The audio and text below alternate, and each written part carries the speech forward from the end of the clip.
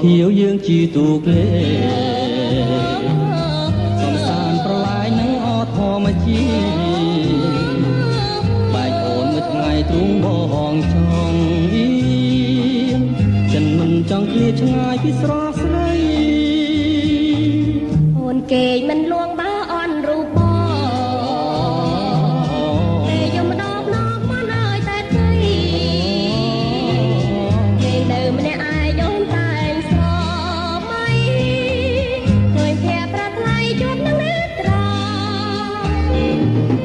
តែដងបងលួចជាចងវាភ្លេចិនបងចំបែងក្រែងគ្មានវាសនានឹងបានណែបនឹងជាប់ចិត្តអរាព្រោះអីគ្រួសារបងអ្នកក្រក្រៃ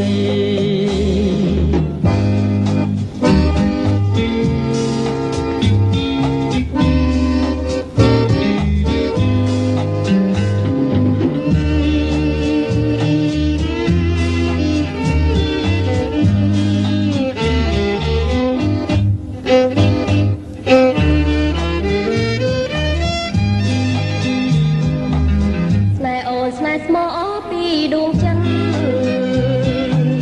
ស្នេហ៍អូនស្នេហ៍ប៉ិនជាស្នេហ៍មានន័យស្នេហ៍បងក៏ជាស្នេហ៍ស្មោះភក្តី